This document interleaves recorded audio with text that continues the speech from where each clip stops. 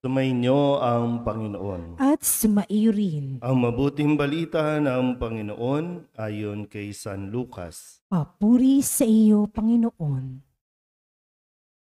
Noong panahong iyon, sinabi ng Panginoon, ipalagay natin kayo'y may aliping nag-aararo o nagpapastol kaya ng tupa.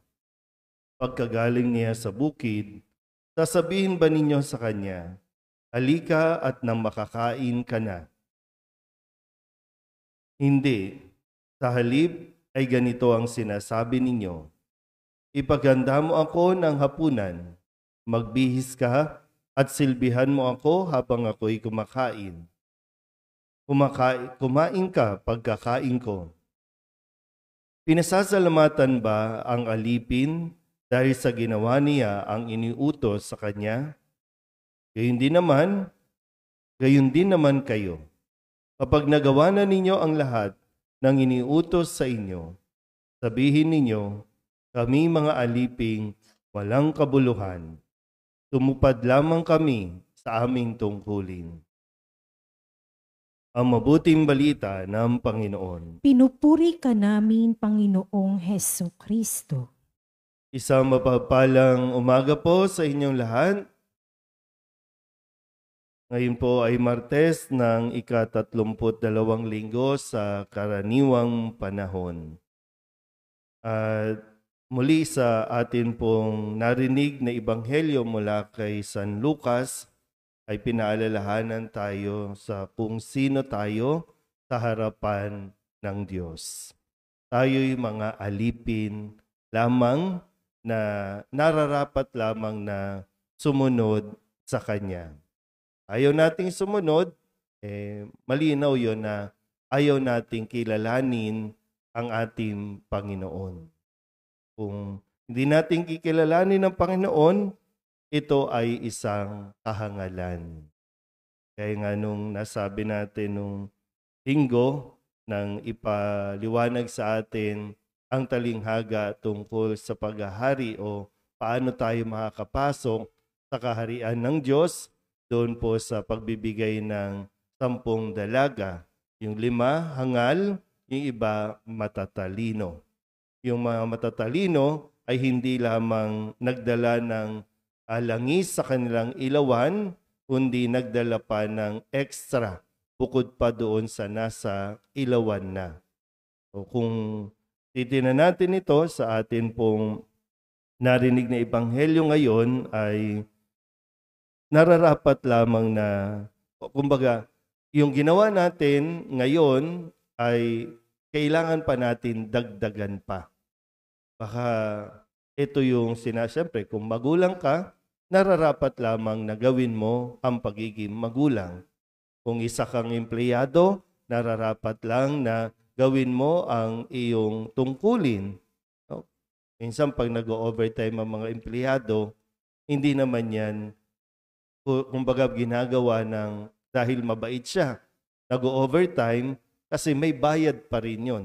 So binabayaran at umaasa tayo na tayo po ay babayaran ayon sa ating mga ibinigay o ginawa. Pero dito sinasabi nga, ano pa ang po pwede mong gawin ng buong buo, no, na hindi dahil alipin ka, kundi dahil gusto mong gawin ito at masaya ka na ginagawa ito.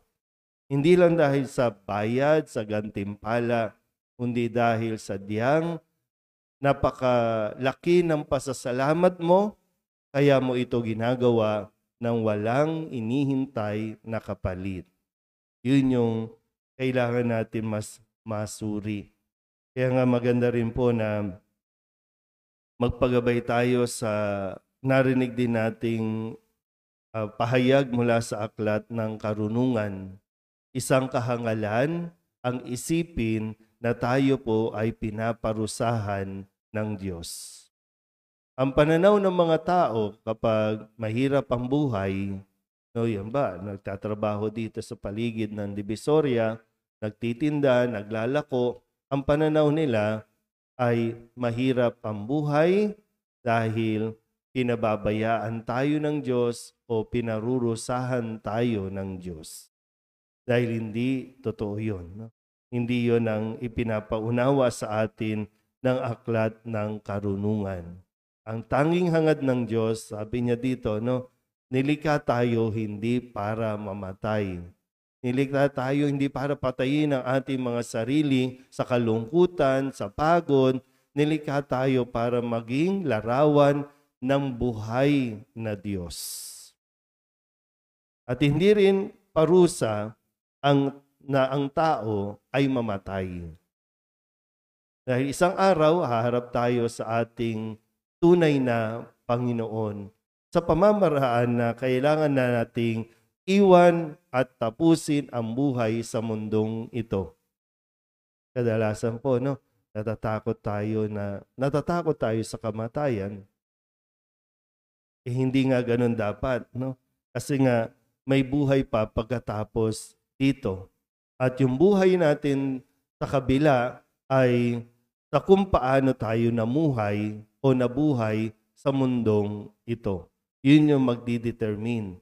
So tayo ba ay gumawa lang ng ating tungkulin o hinigitan pa natin ang inaasahan sa atin? So nararapat lang na gawin natin ito. Ako bilang pari, nararapat lang na gawin ko ang aking pagkapari.